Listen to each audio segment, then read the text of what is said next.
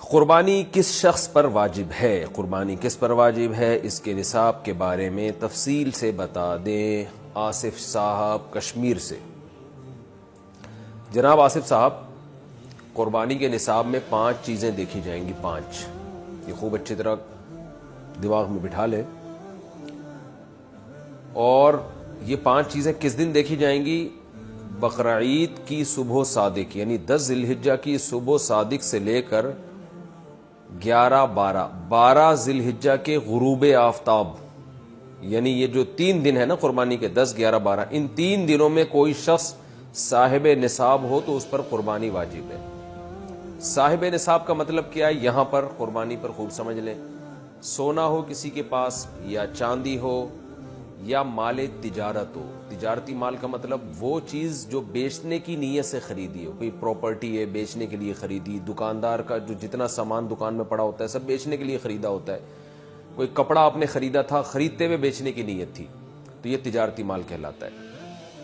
چوتھی چیز ہے نقد رقم، کیش، یعنی جو بھی آپ کے پاس بینک میں یا جیب میں جو کیش اماؤنٹ پڑا ہوتا ہے، یہ 4 چیزیں ہو گئی۔ 5ویں چیز ہے ضرورت سے زائد سامان۔ ضرورت سے زائد سامان میں بہت تفصیل ہے، آسان اس کی ایک جو ہم اگر ضبط کر سکتے ہیں تو وہ چیز جو پورے سال بھی استعمال نہ ہوتی ہو، گھریلو چیزوں میں وہ چیزیں جو پورے سال بھی استعمال نہ ہوتی ہوں، جیسے کپڑے کوئی یا برتن ہے، ڈنر سیٹ ہے، پورے سال استعمال نہیں آتا۔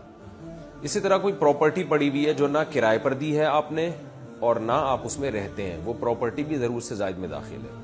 تو یہ جو 5 چیزیں ہیں، کسی کے پاس یہ 5 چیزیں، ان کی جو ویلیو لگائی جائے گی تو ان 5 چیزوں کا مجموعہ اگر 52.5 تولہ چاندی کے برابر ہے، 52.5 تولہ چاندی آج کل 65-70 ہزار کے لگ بھگ ہے، نیٹ پہ سرچ کر لیے گا، تو کسی کے پاس یہ 5 چیزیں، یا 5 میں سے 4 چیزیں، یا 4 میں سے 3 چیزیں، یا 3 میں سے 2 چیزیں، یا کوئی ایک چیز 52.5 تولہ چاندی کے برابر ہے، اور یہ بقرعید کی صبح صادق سے لے کر ذی الحجہ کی 12 تاریخ کی غروب آفتاب سے پہلے تک رہتی ہے اس کے پاس، تو ایسے شخص پر، یعنی بقرعید کی صبح صادق کے وقت اس کے پاس یہ نصاب موجود تھا، اور یہ 13 تاریخ کی ذی الحجہ تک اس کے پاس یہ نصاب موجود رہتا ہے، تو وہ صاحب نصاب کہلائے گا۔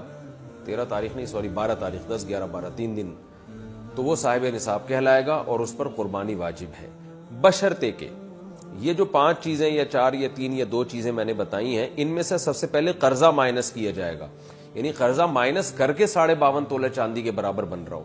اسی طرح گیس بجلی کا بل جو ان کے اوپر لازم ہے وہ بھی اس میں سے، یا جو مہینے کا راشن آئے گا وہ بھی مائنس کیا جائے گا، جو گھر کا ضروری راشن ہوتا ہے نا وہ بھی مائنس کیا جائے گا۔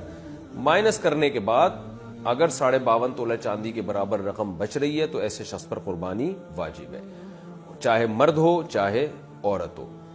تو عورت کیسے قربانی کرے گی؟ سونا خواتین کے پاس بہت ہوتا ہے، چاندی ہوتی ہے، چاندی نہیں بھی ہو تو سونے کے نصاب جو ہے